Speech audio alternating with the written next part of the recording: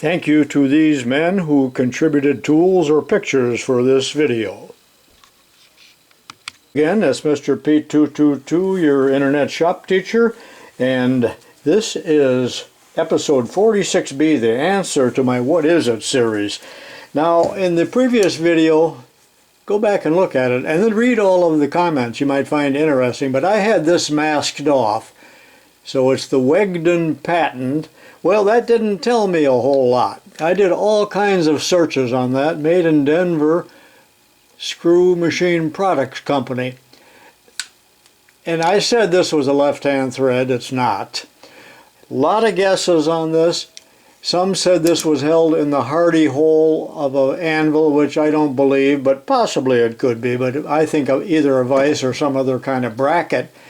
Well, it looks so much like a bandit tool. Now, many people said it's for drawing wire. Well, drawing wire to do what? Reduce its diameters? No, because first of all, you'd never have the leverage you need to do that, and you don't have much length here for drawing. And these are not dies. This is a cutoff tool.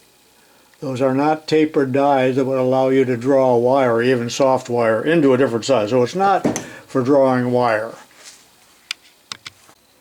Now, this is a bandit tool, and I've owned several of these over the years. They also come with another attachment that allows you to use the preformed clamps, but generally you buy clamping material, bands in different widths, different materials, and you can strap things like road signs onto a post. You know, it just has a million uses.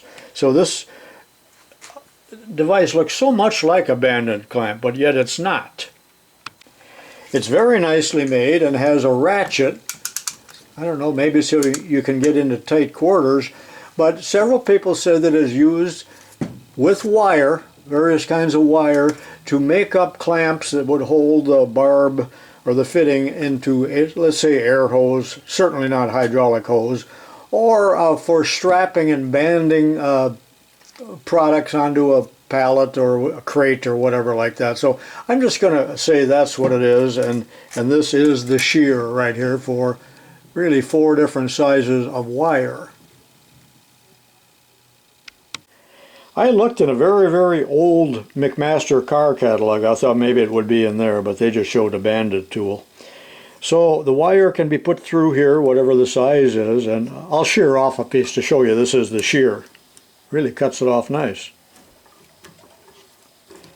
Tighten that vise up a little bit, but perhaps this came with preformed wire clamps, or that you could purchase them, but you got a cam here that will very tightly grip the wire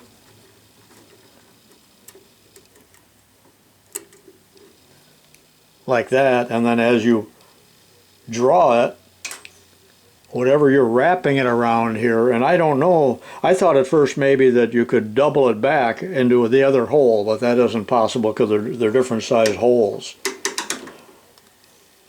But you could get a lot of tension on the wire just as you can with the bandit clamp on the band. So I guess I'm going to call it for making clamps around hoses and things like that. So put it in the comment if there's any final answer for that.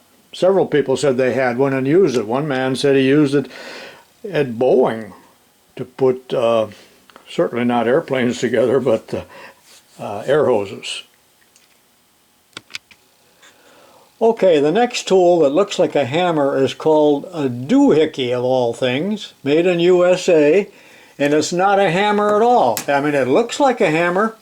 It's kind of buggered up here like it's a hammer, and in fact someone has used it as a hammer, but it's simply a hex key, a safety one that would spring out so you couldn't leave it in the device, whatever it's made for. Whether it's made for some specific job or tool or just a general purpose one that they made in many different sizes, I was not able to determine. So I take it to simply be one of these. But since it looks so much like a hammer, you wonder if that end was used as a hammer, but it sure does fit your hand nice. It doesn't give you any too much leverage. You know, it's not all that long, not even as long as this one. But it's a doohickey. kind of like a safety chuck key. You can't leave it in the device.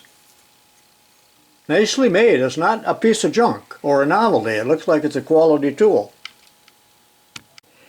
And this tool, we never did figure out what it was. We had a lot of good guesses. A lot of people guessed that it had something to do with guns or firearms simply because it was given to me by a gunsmith. But he didn't know what it was. It's nicely made.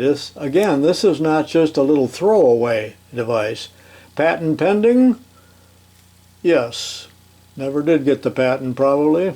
Never made any money on it because nobody knows what it is. And then finally this device, patent pending again, and I figured it holds a 5C collet. I just figured it was something that went on a grinding machine to sharpen cutters, and that's what most people guessed. It looks like an expensive tool or attachment. Got a protractor here and all kinds of different settings here. So this is not a cheap device.